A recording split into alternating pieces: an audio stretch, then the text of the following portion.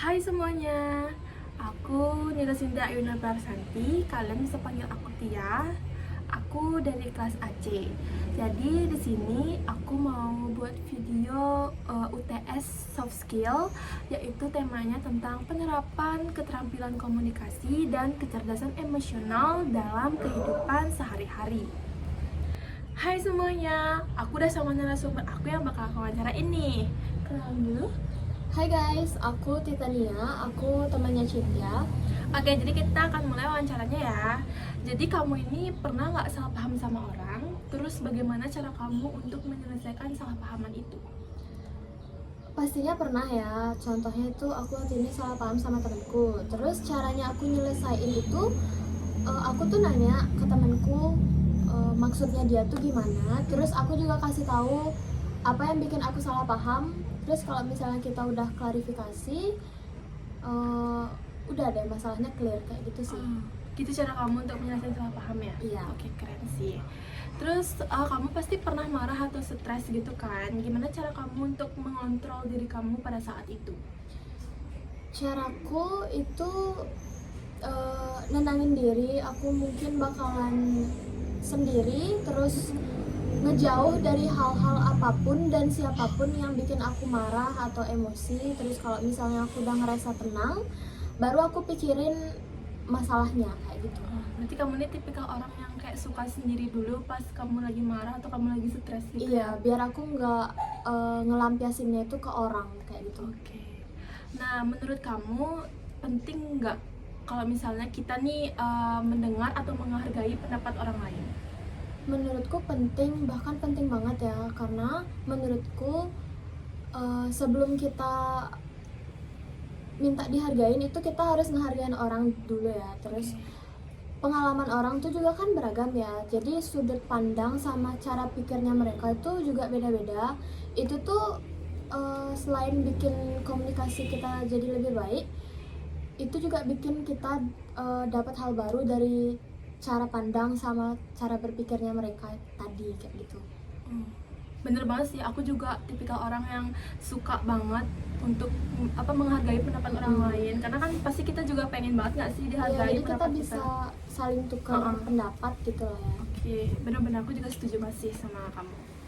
Oke, next. Jadi kenapa menurut kamu nih, kenapa lebih baik kita ini lebih baik untuk mendengarkan daripada banyak bicara? Menurutku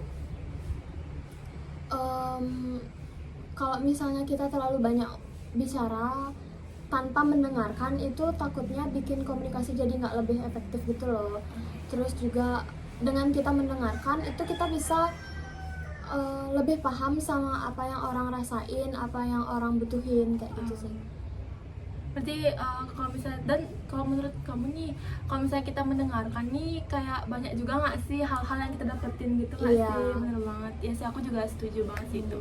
Aku mau nanya nih yang terakhir banget nih ya, Lats nih. Aku mau nanya, gimana sih cara kamu untuk melihat seseorang itu deh yang menarik gitu? Kalau misalnya kamu lihat nih atau dari sudut pandang kamu kayak ini orang menarik banget tuh, kayak gimana sih? Menurutku selain dari penampilan ya, kepribadian itu bisa bikin menarik banget. Orang yang ramah, terus yang punya empati, yang sopan, yang bisa menghargai pendapat orang lain, itu bisa membuat pandanganku ke mereka tuh jadi menarik. Karena orang yang punya kepribadian positif itu bisa, menurutku, bisa buat kita jadi lebih gampang buat ngobrol gitu loh, jadi lebih nyambung mungkin ya. Kayak gitu sih. Oke.